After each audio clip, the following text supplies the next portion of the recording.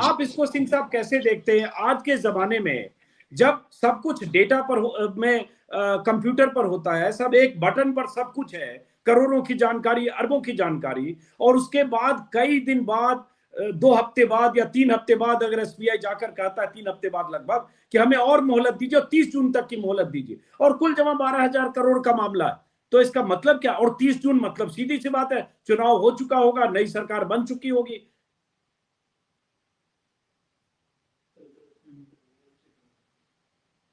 होगी और वो सुप्रीम कोर्ट के इस फैसले को अनडू करने की भी ताकत ट्राई कर सकती है। तो इसलिए इसको 30 जून रखा गया है। कुल मिला के 135 दिन मांगे गए हैं जिस दिन से कोर्ट का ये आदेश आया।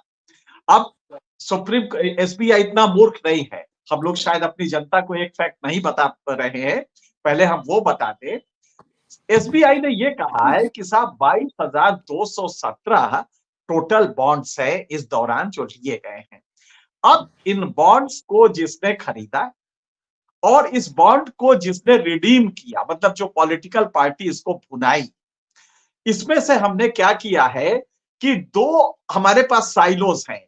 एक में है जिसमें बॉन्ड खरीदा गया, ये वो उसमें है, और दूसरा है जो बॉम्बे के हेड ऑफिस में इन बैंकों ने जमा किया, जो एथराइज्ड बैंक थी, उन्होंने बॉम्बे के ऑफिस में इसको जमा किया। तो लिहाजा 2 साइलोस है हमारे कंप्यूटर सिस्टम के, उनको मिलाना पड़ेगा। फिर तीसरा पेज उसमें ये फंसाया है एसबीआई ने कि साहब डाटा चूंकि लीक ना हो, इसलिए हमने बॉन्ड्स को तो कंप्यूटराइज किया है, लेकिन जब रिडीम हुआ है तो कंप्यूटराइज किया है, लेकिन जो बॉन्ड्स है उसको हमने मैनुअल लिखा है। अब हम इनकी काट बताते हैं आपके व्यूवर्स को समझने के लिए। 22,217 बॉन्ड्स है, जरा गौर कीजिएगा। एसबीआई का कहना है कि साहब मैनुअल है इनका हाफ ऑपरेशन, और बाकी हाफ जो रिडीम हुआ है वो उससे कंप्यूटराइज्ड है। अब डाटा एनालिटिक्स टूल्स होते हैं, 3 टूल्स हैं। एक तो मैक्रॉस है, मैक्रॉस से आप इमीडिएटली कर सकते हैं। मैक्रॉस जो होता है, इसको जैसे ही आप करेंगे, कोड मैक्रॉस कोड देंगे, तो वो दोनों को सिर्फ आपको 22,217 को कीन करना है। स्टेट बैंक के वेबसाइट पे चले जाएंगे तो स्टेट बैंक का जो स्टाफ स्ट्रेंथ है वो लेटेस्ट एनुअल रिपोर्ट में है 2,35,858, 2.5 लाख लोग हैं। डाटा अगर 22,000 करने हैं तो आपको 21 दिन का विंडो मिला था। मैं कैलकुलेट कर रहा था कि रोज कितने डाटा, 1,000 नाम आपको कीन करने हैं कंप्यूटर में। जरा सोचिए, एक क्लर्क सिर्फ बैठा दे तो ये पूरा कर लेगा। पर डे 1,000 सिर्फ नाम आपको करने हैं। तो आप पहला तो ये देखिए कितना सिंपल है, और इसको अगर हमें दे दिया जाए तो हम 8 घंटे में ये पूरा कर देंगे। सिर्फ आपको कुछ नहीं करना है, पाइथन में चले जाए जो मोस्ट प्रिमिटिव है। और ये डाटा एनालिसिस का ये पहला सबक होता है, किसी बच्चे को सिखाया जाता है कि जैसे ही कीन होगा नाम तो आपका वो नंबर मालूम है, स्टेट बैंक का जो बॉन्ड है उसका नंबर मालूम है, जैसे ही नंबर कॉमन फैक्टर है उसको डालेंगे तो परचेजर भी आ जाएगा और जिसने खरीदा है उसका भी नाम आ जाएगा। मतलब कि स्टेट बैंक ये 3 हफ्ता तो बहुत ज्यादा सुप्रीम कोर्ट ने दिया है, अगर वो चाहे तो 8 घंटे में ये काम पूरा कर लेगा। सिर्फ 8 घंटे चाहिए, उसके लिए वो 135 दिन मांग रहा। 22,217 एंट्रीज करने के लिए 135 दिन, मतलब 200 से भी कम पर डे वो करना चाहता है। सुप्रीम, मेरे आपको एक किस्सा बताए, आपके हमारे गांव में एक, हम लोग तो छोटे किसान थे, हमारे एक पट्टीदार थे, वो जमींदार थे, उनके पास घोड़ा हाथी सब कुछ था। तो उनका एक भतीजा एक दिन गया कि चाचा वो ससुराल जाना है, जरा घोड़ा मिल जाता तो सुबह जाते शाम को चले आते।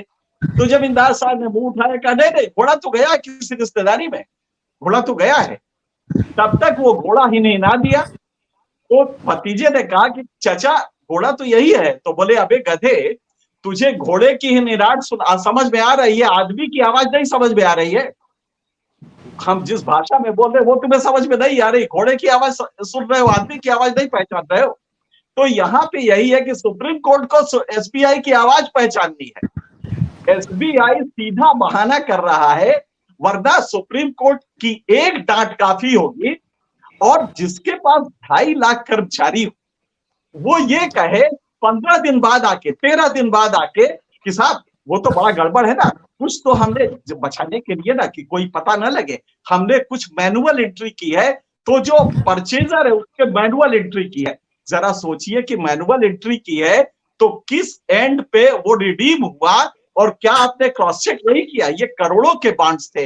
एक हम लोग छोटे ड्राफ्ट बनवाते हैं और चेक देते हैं तो बैंक फोन से पूछता है कि आपने ये चेक दिया है। आपको मालूम है ना, 1 लाख के ऊपर कोई भी अमाउंट होता है तो बैंक फोन करके पूछता है। और यहाँ पे आप करोड़ों के बॉन्ड्स रिडीम करवाते हैं, 1 करोड़ से नीचे का तो कोई बॉन्ड ही नहीं है, और उसमें आप नाम को इसके साथ नहीं मिलाते।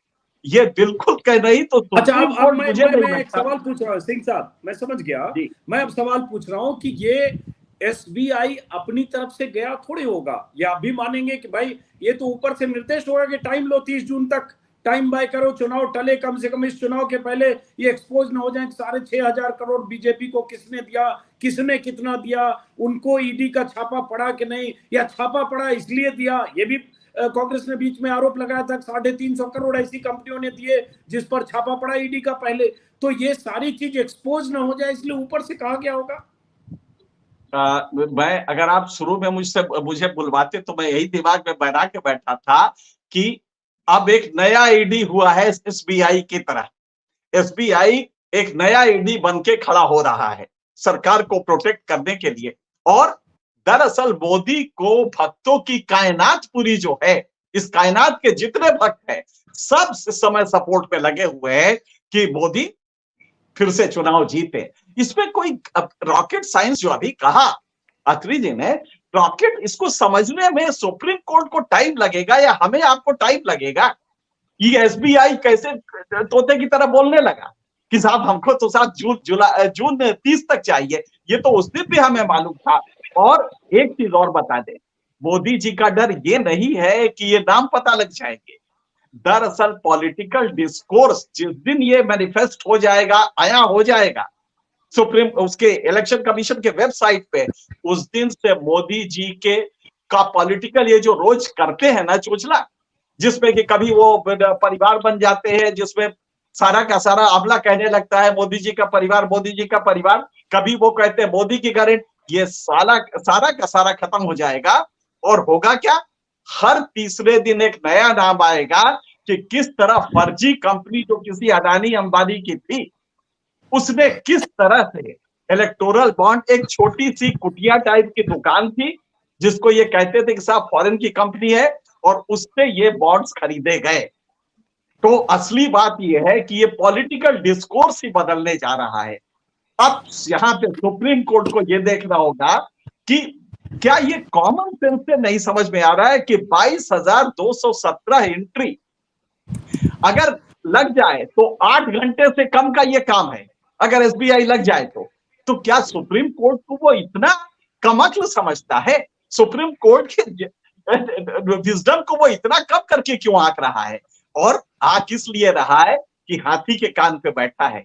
मोदी जी तो नहीं है, मोदी जी तो बचा ही लेंगे किसी तरह से, क्योंकि सरकार में आने जा रहे हैं।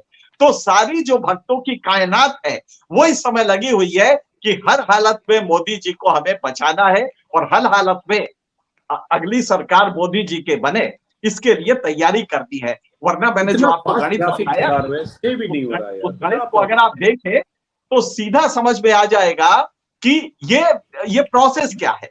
सुप्रीम कोर्ट 21 दिन में चाहता तो ये सब कुछ सौंप देता 6 मार्च को, लेकिन बहुत खूबसूरती से उसने 48 घंटे पहले, अच्छा उससे पूछा जाए कि तुमने अभी तक कितना किया है, रेट ऑफ तुम्हारा कंप्लायंस कितना है, आपने पर डे कितने डाटा एंट्री की है। और इसमें तो सीधी सी बात है, डाटा एनालिटिक्स की जो टूल्स होते उनके यहाँ बहुत सारे हैं। अधिकांश कर्मचारी इस समय डाटा एनालिसिस करते हैं, तो मैक्रोस का डाटा एनालिसिस ले ले, उसको भी छोड़ दीजिए, आप पाइथन में अगर कोडिंग कर दीजिएगा तो भी ये निकल आएगा। तो या कोई भी डाटा एनालिसिस टूल्स ले ले तो आपको ये समझ में आ जाएगा, पाइथन की लैंग्वेज में चेंज करके कर सकते हैं। तो ये 15 मिनट का काम जो है उसको लेके इतना लंबा ये खींच रहे हैं कि साहब 30 जून तक हमें चाहिए, तो ये तो कंटेम्प्ट है। सुप्रीम कोर्ट के ऑर्डर के लिए ये अपील करना दरअसल ये कंटेम्प्ट है।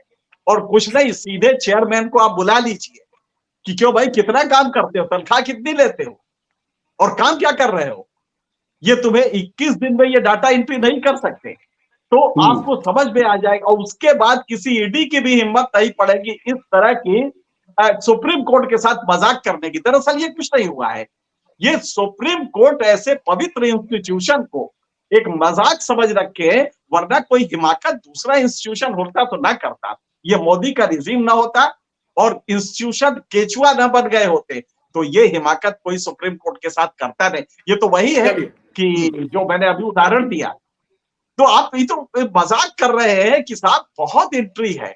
क्या सुप्रीम कोर्ट को आप क्या समझते हैं? आप ये 21 दिन में नाम और रिडीमर इनको टैली कराना, जबकि आपके पास कॉमन लिंक है, वो नंबर, जो नंबर बॉन्ड का है, हर बॉन्ड का नंबर होता है, वो नंबर रिडीम कहां हुआ, वो नंबर दिया, खरीदा किसने और किसके नाम, तीन ही तो मांगा है। डाटा क्या मांगा है? मांगा है कि बॉन्ड किसने खरीदा, बॉन्ड किसने रिडीम करवाया, ये 2 डाटा है। और एक तीसरा डाटा मांगा है, मैंने उसको नोट किया था, name of purchaser, name of purchaser, denomination. तीसरा मांगा था कितने डिनोमिनेशन का है, कितनी चीजें मांगी थी सुप्रीम कोर्ट ने। और ये 3 चीज सिंपल सी बात है कि जैसे ही आप वो नंबर डालेंगे इलेक्टोरल बॉन्ड का, तो उसमें अमाउंट आ जाएगा, खरीदा किसने ये आ जाएगा। उसको कह रहे हैं मैनुअल है, अरे भाई तो 22,217 है मैनुअल, उसको बैठा दो 3 क्लर्क, 3 क्लर्क उसको पंचिंग करे और हो जाएगा। 8 घंटे नहीं लगने चाहिए इस काम में, जिसमें कि सुप्रीम कोर्ट कह रहा है, जिसमें कि एसबीआई कह रहा है मुझे साहब 135 दिन चाहिए, बहुत बड़ा काम है, ये ऐसे नहीं हो पाएगा। ये मजाक आप सुप्रीम कोर्ट के साथ कर रहे हैं। कंटेम्प्ट से नीचे सुप्रीम कोर्ट अगर करता है, सवाल इसका नहीं है, सुप्रीम कोर्ट हो सकता है डांट के कहे कि ठीक से करो, जल्दी करो, कुछ दिन और दे दे, लेकिन तब तक डिस्कोर्स आपका जो मोदी का जो ये पूरा है, जो वो अब देख रहे हैं किस तरह रिपोर्ट आ रही है। अभी रिपोर्ट है इस बार गरीबी घट गई है, जबकि आप जीडीपी के जो आंकड़े नेशनल अकाउंट्स स्टेटिस्टिक्स देता है, उसके और इसमें 2.5 गुने का अंतर है। मैंने आज इस पे एक पीस भी लिखा है कि कितना मजाक हो रहा है कि आपने जो ये monthly consumption, per capita consumption का आंकड़ा दिया है, जिससे कि नीति आयोग ताली बजा बजा के कह रहा है, नीति आयोग का चेयरमैन की साहब, सॉरी सीईओ, नीति आयोग का सीईओ कह रहा है साहब 5% गरीबी रह गई है। हकीकत यह है कि उस डाटा का जो जितना कंजम्पशन लिया है, जीडीपी में कैलकुलेट जब किया जाता है, तो वही डाटा 2.5 गुना ज्यादा है। तो कौन गलत है? तो मोदी के लिए इस समय हर आदमी कायनात लगी हुई है कि मोदी जी को कुछ खरोच ना आए, और उसके लिए वो सब कुछ वो करेगा। सुप्रीम कोर्ट को ये जो किया है आज उसने, ये सुप्रीम कोर्ट के साथ मजाक है। दरअसल इसमें कंटेम्प्ट से नीचे जाना ही नहीं चाहिए, सीधे चेयरमैन को बुलाइए और कहिए कि कितनी तनख्वाह लेते हो, और ये तनख्वाह के बाद तुम्हारा परफॉर्मेंस है, और इसके बाद इसको कह दिया जाए कि नहीं कर पाते हो तो तुम किसी भी पोस्ट को होल्ड करने लायक नहीं हो। सिर्फ यही कहा जा सकता है। जी, हेमंत अत्री साहब बहुत विस्तार से एमके सिंह साहब ने सारे पहलुओं को बताया, और ये सही है कि अगर एसबीआई की तरफ से कहा जाता है कि सूचना के जो सेट हैं उसको डिकोड करने, उसको कंपाइल करने, उसके कंपैरेटिव स्टडी करने के लिए हमको 30 जून तक का वक्त चाहिए। 3 सप्ताह का जो वक्त दिया था सुप्रीम कोर्ट ने बहुत कम है, जिसकी व्याख्या सिंह साहब ने की। लेकिन अब ये क्या मान लें कि सुप्रीम कोर्ट, अब गेंद सुप्रीम कोर्ट के पाले में है कि सुप्रीम कोर्ट का रुख क्या होता है। क्या सुप्रीम कोर्ट एसबीआई, मुझे नहीं पता उसके बारे में जानकारी कि सुप्रीम कोर्ट ने आज इस पर क्या एसबीआई को सैंक्शन कर दिया कि हाँ ठीक है 30 जून तक आपको वक्त मिलता है, या सुप्रीम कोर्ट का रुख क्या होता है। लेकिन ये सही है कि जैसे सिंह साहब कह रहे हैं कि भाई इतनी जानकारी एसबीआई को देने के लिए, जिनके स्टाफ का, जिनके कर्मचारियों का अमला इतना बड़ा है कि 8 घंटे नहीं, मान लिया 28 घंटे सही, 3 दिन 4 दिन के शिफ्ट में सारी सूचनाएं निकाली जा सकती है, तो ये छिपाया सिर्फ इसलिए जा रहा है क्योंकि सरकार अभी नहीं चाहती है कि उनके कॉर्पोरेट घरानों के फ्रेंड्स, उनके दान दाता, और वो दान दाता जिनसे कोई क्विड प्रो का प्रो को कोई का रिश्ता निकल जाए, उसको सरकार अभी अनकंफर्टेबल पोजीशन में नहीं आना चाहती है।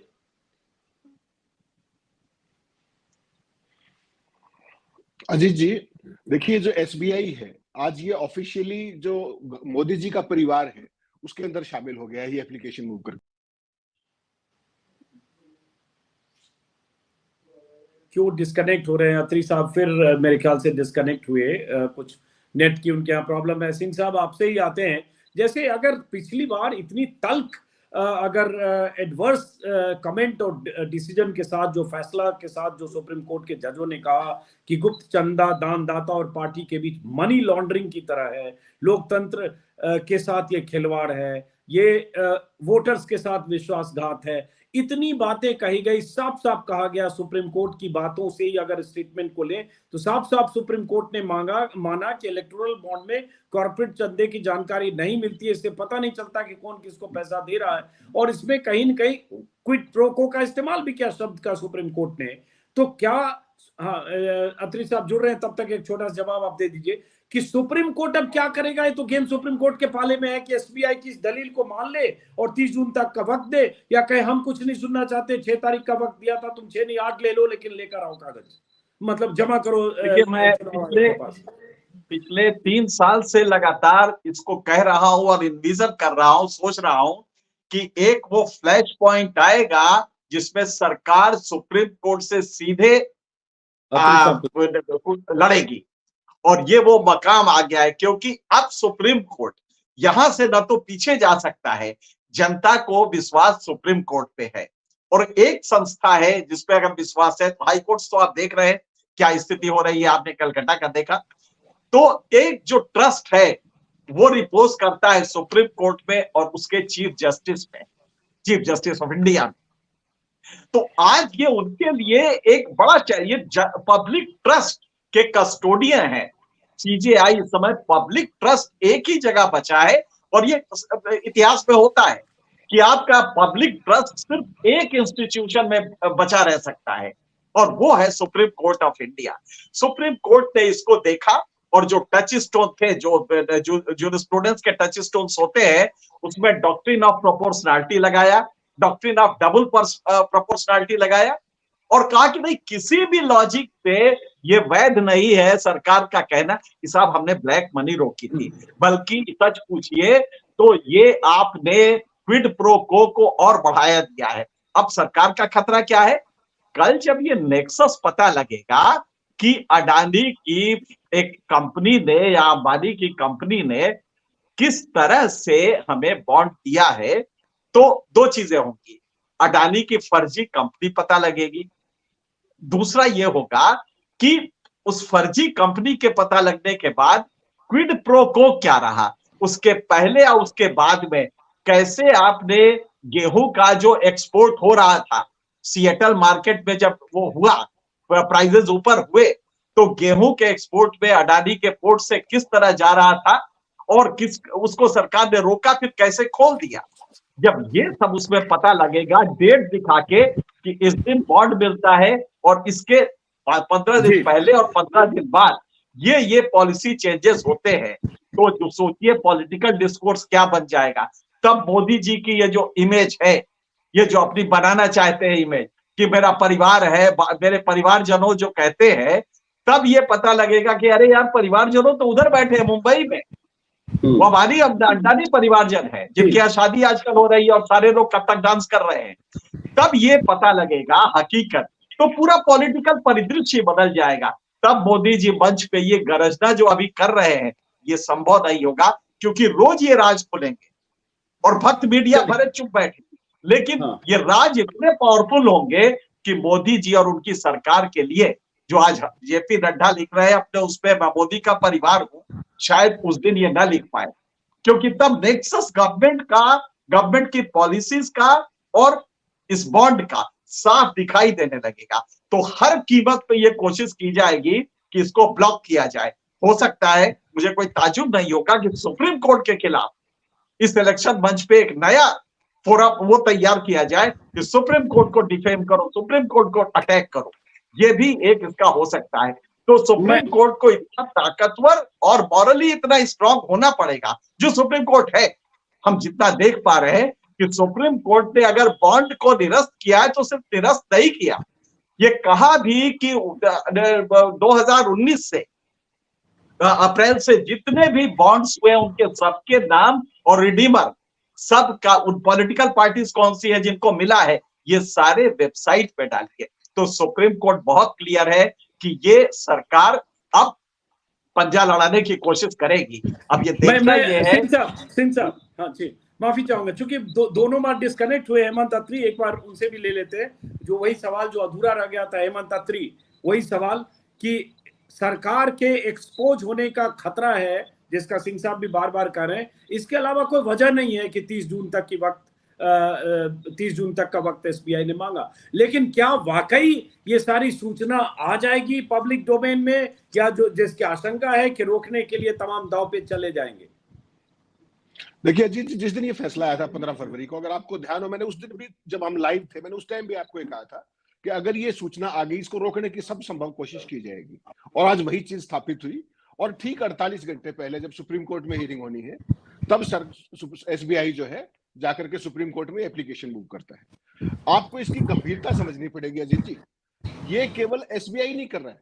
अगर आपको पिछले साल फरवरी में जो हिंडनबर्ग की रिपोर्ट आई थी अडानी को लेकर के, उसकी जांच अब तक पूरी नहीं हुई है, अगर आपको ध्यान हो तो। और सेबी बार बार सुप्रीम कोर्ट में जाकर के एक्सटेंशन मांगती है। और एक्सटेंशन जब जांच पूरी होने से पहले जितना भी जो ये डपली वाला मीडिया है, ये उसको अडानी को ऑलरेडी, आपको देखा होगा आपने, कि उसको क्लीन चिट भी दे चुका है, जबकि जांच कंप्लीट नहीं हुई। ये वही स्थिति है। उस मामले में भी मुझे आप एक बात बताइए, सेबी जो है, सिक्योरिटी एक्सचेंज जो बोर्ड ऑफ इंडिया है, अगर वो 1.25 साल में ये नहीं बता सकता कि भारतीय शेयर मार्केट में इतना पैसा कहां से आया, तो क्या सेबी को एक भी दिन रहने का अधिकार है? सेबी के पास तो आप और मैं 1 रुपया भी ब्लैक का लगा ही नहीं सकते, सब कुछ व्हाइट का पैसा होता है। और 1 साल से सेबी लगातार तारीख पे तारीख लेती जा रही है कि साहब हमने ये जांच लेनी है, हमने विदेशों से इंफॉर्मेशन लेनी है, फलान लेनी है। वो भी अडानी का ही केस है। और इस केस में तो अजीत जी एक चीज मान के चलिएगा, अगर ये सारी डिटेल्स डेट वाइज जिस तरीके से आएंगी, इसमें क्विड प्रो को केवल स्टैब्लिश नहीं होगा, डेट वाइज ट्रेल स्टैब्लिश होगी कि किस दिन किसने कितना पैसा दिया, उससे 20 दिन पहले उसको क्या ठेका मिला, या उसके बाद उसको क्या ठेका मिला, या किस दिन अमुक एजेंसी ने किसके यहाँ रेड की, कब उसकी जमानत हुई, कितना क्या हुआ। ये एक इतना बड़ा स्कैंडल है, आप कल्पना नहीं कर सकते। और समकालीन विश्व की बात कर रहा हूं मैं, भारत की बात नहीं कर रहा। 16,000 करोड़ रुपया इलेक्ट्रल बॉन्ड्स में गया है जी, 16,000 करोड़ रुपया। इसको अगर आप सम अप करेंगे तो 160 अरब रुपया होता है। और दूसरा सवाल मैं आपसे एक पूछता हूं, जिस दिन माननीय सुप्रीम कोर्ट ने यह फैसला किया, सभी राजनीतिक दलों ने इसका स्वागत किया, केवल भारतीय जनता पार्टी आज तक चुप है। इसका मतलब समझिए आप क्या है, ये चोर की दाढ़ी में तिनका है। आज जो कुछ सुप्रीम कोर्ट ने किया है, ये अडानी गेट के अंदर जो हिंडनबर्ग रिपोर्ट थी, जो सेबी गेट ने जो किया आज तक, ये वो मूवमेंट है जहां तक एसबीआई का सवाल है। दूसरी बात मैं कहना चाहता हूं, आज मोदी जी ने परिवार की बात की, भारत मेरा परिवार, देश मेरा परिवार। तो आज एसबीआई भी ऑफिशियली मोदी के परिवार में शामिल हो गया है। अब से पहले तो एजेंसियां और सेबी थी। ये एप्लीकेशन केवल मूव करके, सिंह साहब ने कहा पहले स्लॉट में, मुझे पता नहीं मैं कितना बता पाया नहीं बता पाया, लेकिन एक चीज बड़ी स्पष्ट है, ये सारी की सारी इंफॉर्मेशन जिसका ये बहानेबाजी कर रहे हैं, this is just a mouse click away. केवल इतनी बात है। ट्रेंचेस के अंदर बॉन्ड्स जारी हुए हैं, कौन सा बॉन्ड किसको जारी हुआ सब कुछ क्लियर है, केवल बहानेबाजी है। और 30 जून को आप समझिए क्यों, 30 जून से पहले अगर ये अब चुनाव की जो पूरी प्रक्रिया है वो मई के एंड तक खत्म हो जाएगी, उसके बाद डिटेल्स आ भी जाएंगी, तो कौन सी आफत हो रही है मोदी जी के लिए, ये बात समझनी पड़ेगी हमें। और सुप्रीम कोर्ट इस मामले में ढीला नहीं रह सकता, जैसा सिंह साहब ने भी कहा। एक मोटी बात जो ब्रॉडली आप देखेंगे ना, कि ये पूरे का पूरा जो खेल आज तक होता आया है 160 अरब रुपए का, 16,000 करोड़ रुपए, ये इंडिपेंडेंट इंडिया की हिस्ट्री की बात नहीं। और इसमें 2-3 बेसिक सवाल और हैं जो गैर कानूनी, जब सुप्रीम कोर्ट ने, माननीय सुप्रीम कोर्ट ने ये कहा कि ये जो इलेक्ट्रल बॉन्ड्स की स्कीम है ये गैर कानूनी है, तो एक मूल सवाल आता है कि इलेक्ट्रल बॉन्ड जब गैर कानूनी थे तो उसके पैसे से आया हुआ, चुनाव जीता हुआ, वो कानूनी कैसे हुआ? और पूरी भारतीय जनता पार्टी ने पूरे देश में जो 500 दफ्तर बना दिए उस पैसे से, वो कानूनी कैसे हुए? तो इसमें इतने सवाल हैं, इट्स ए पेंडोराज बॉक्स।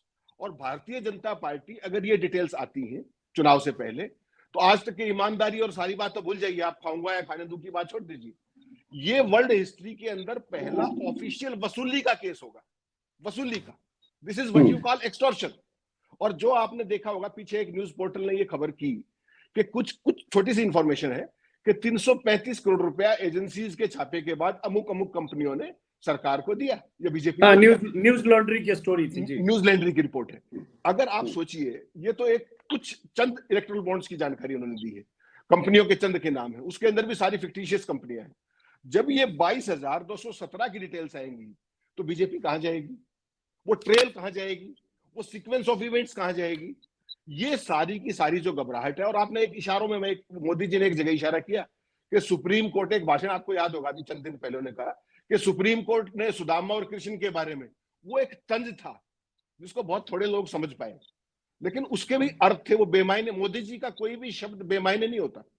तो ये सारी की सारी बात आज सारी देश के सामने खुल के आ गई। और आपको ध्यान हो, मैंने 15 तारीख को भी कहा था, अगर ये डिटेल सामने नहीं आने देंगे, ये चुनाव से पहले ही अगर आई, तो भारतीय जनता पार्टी का जो ढोल की पोल है वो देश के सामने नहीं, पूरी दुनिया के सामने खुल जाएगी। और आज भाजपा को वही डर सता रहा है जब मात्र 48 घंटे पहले, बल्कि 4 तारीख की शाम को हम बात कर रहे हैं, केवल कल का दिन बचा है, परसों तो ये डिटेल्स देनी थी। और ये डिटेल्स में से आधी से ज्यादा डिटेल तो सुप्रीम कोर्ट के पास ऑलरेडी है। आपको ध्यान होगा, जस्टिस खन्ना ने बहुत सारे रेफरेंसेस दिए हैं फिगर्स के, कि इतना रुपया, इतना रुपया, इतना रुपया। तो बात केवल, जैसा सिंह साहब ने कहा, कंपाइल करने की थी। और ये बहानेबाजी कुछ नहीं है, ये स्किन सेविंग एक्सरसाइज है, जो मुझे लगता है सुप्रीम कोर्ट इसको क्लिक पे जाते ही पकड़ लेगा इनको, और इनको भागने की जगह नहीं मिलेगी, ऐसा मेरा मानना है। सिंह साहब, जैसे आखिरी इन्होंने कहा भागने की जगह नहीं मिलेगी, वही आप भी कर रहे हैं। सवाल फिर वही है कि अब उसके बाद सुप्रीम कोर्ट क्या करेगा? जो मैंने पहले भी कहा कि मैं सुप्रीम कोर्ट के आज के इस एसबीआई के सुप्रीम कोर्ट में जाने, और उसके बाद सुप्रीम कोर्ट का क्या फाइनल रुख आज आ गया या कुछ आना है, क्योंकि मैं अपडेट नहीं हूं, अगर आप बता सकें कि अब क्या करेगा, गेंद अब सुप्रीम कोर्ट के पाले में है तो सिंह साहब। नहीं, जैसे कि एक एप्लीकेशन आया है, तो सुप्रीम कोर्ट एक तो वो समझ गया कि हमें, मतलब अगर हम इस पे एक्ट नहीं करेंगे सख्ती से, तो पब्लिक पे भी एक नेगेटिव मैसेज जाएगा। लेकिन सुप्रीम कोर्ट की एक मजबूरी है कि अब वो ये नहीं कह सकता कि नहीं हर हालत में देनी है अगले 24 घंटे 48 घंटे में, ये पॉसिबल, क्योंकि एसबीआई हाँ डांट सकता है, स्ट्रिक्चर भी पास कर सकता है अपने फैसले के साथ कि ये एसबीआई का चेयरमैन इस पद पे रहे या ना रहे, इस पे भी कह सकता है। लेकिन एक नेचुरल जस्टिस का एक बेसिक होता है कि कम से कम 1 हफ्ते का टाइम और बढ़ाएगा, और ये कह के बढ़ाएगा कि आप हर हालत में डिप्लॉयमेंट ऑफ स्टाफ करिए और इसको कीन करके और करिए।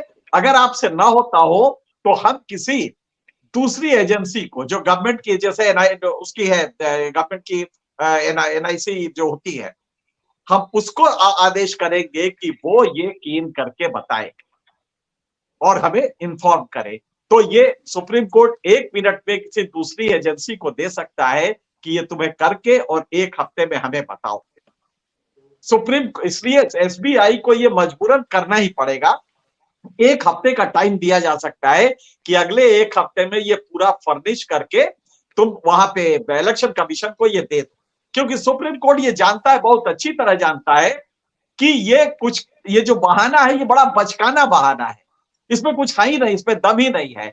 लेकिन हाँ, एक चीज इसमें और फंसेगी कि एसबीआई एक और वो कर सकता है, एक पिटीशन डाल सकता है, एक और रिज्वाइन वो दे सकता है एप्लीकेशन, ये कहने के लिए कि साहब इससे जो कॉन्फिडेंशियलिटी होती है, जिसको फिड्यूशियरी रिलेशन कहते हैं कानून के शब्दों में, ये वो कह सकता है कि साहब हम अपने जो क्लाइंट है, उनकी जो इंडिविजुअल वो है प्रोटेक्शन है उनके इंफॉर्मेशन का, उसको हम लीक नहीं कर सकते, ये आप ही का कहा हुआ है।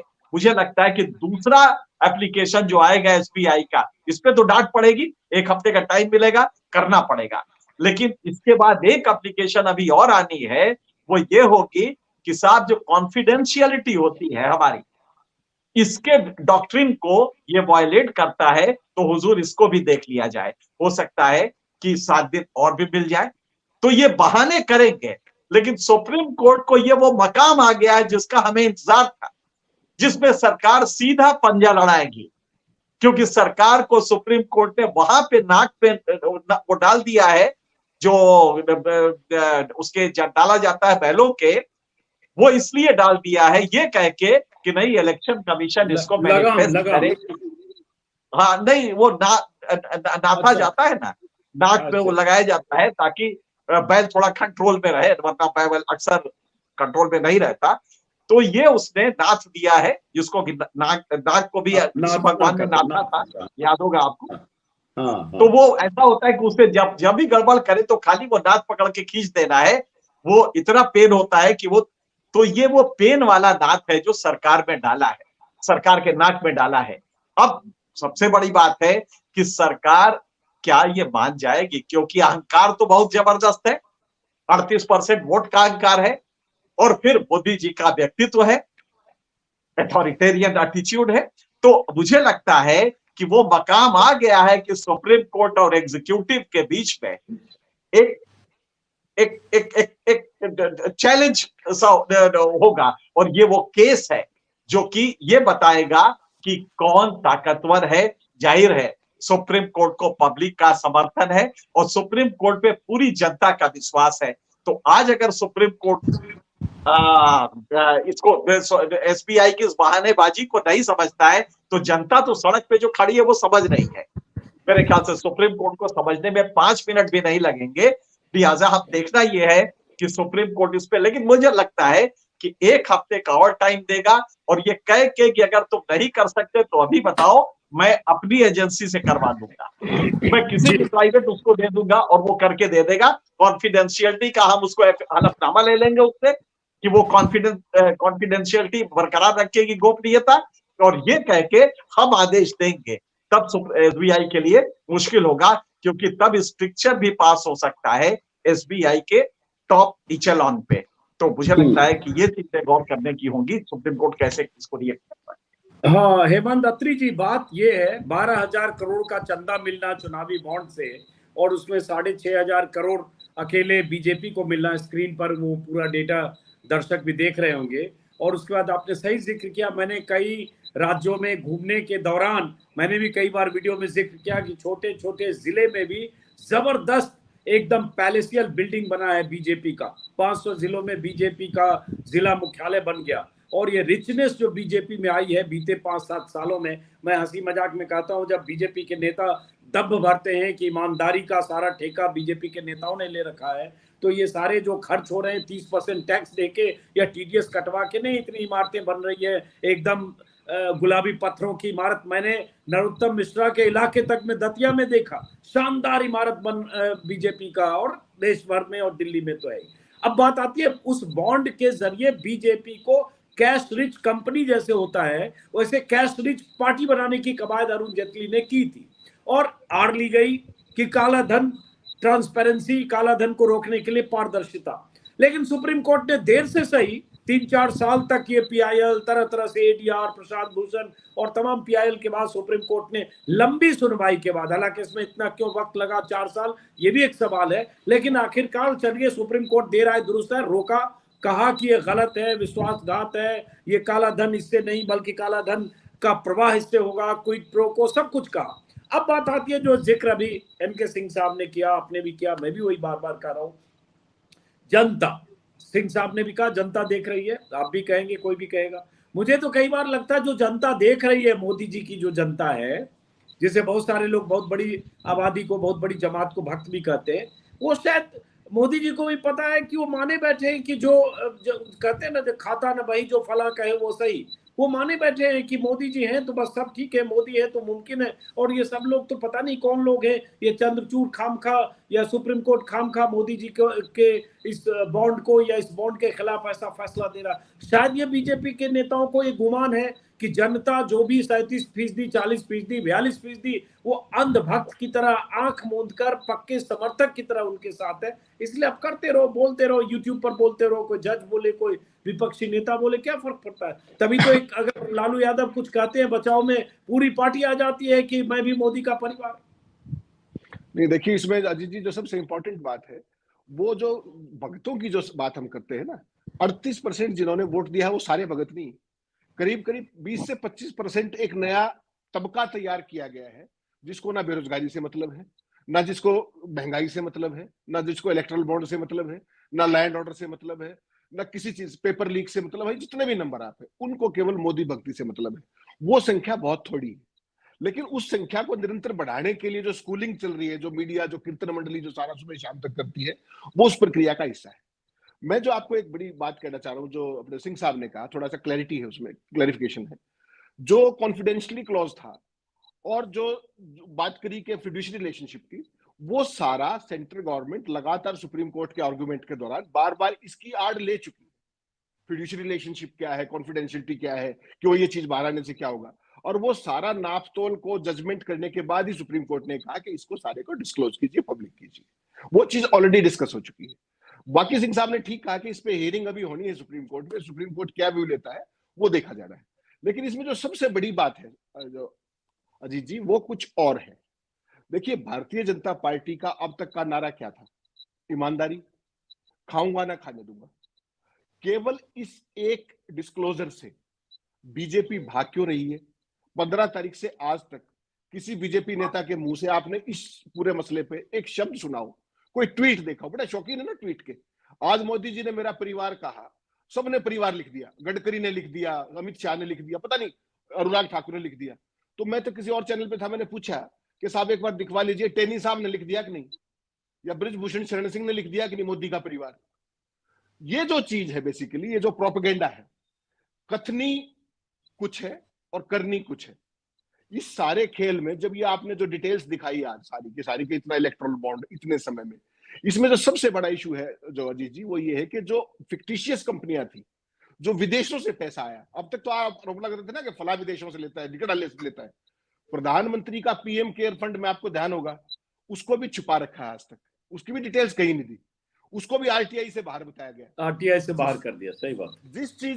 जिस चीज का आप कल्पना करके देखिए, मैंने आरटीआई में भी काम किया है, जिस चीज का chairman ex officio by virtue of his appointment प्रधानमंत्री हो, वो संस्था, वो ट्रस्ट, वो कोई भी चीज पब्लिक अथॉरिटी कैसे नहीं हो सकती, वो आरटीआई से बाहर कैसे हो सकती है? ये सवाल है।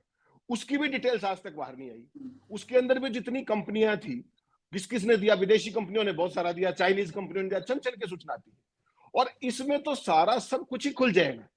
पीएम केयर्स तो एक अलग चीज है, यहां तो आपकी पूरी पार्टी के संचालन से लेकर के, चुनाव के संचालन से लेके, विधायकों की खरीद फरोख्त से लेके, सरकारों को तोड़ने से लेकर के, लोगों को फेवर्स देने से लेकर के, ठेके देने से लेकर के, टेंडर्स लेने तक लेकर, जमानत लेने और ना लेने से लेकर के, पता नहीं क्या क्या सामने आएगा।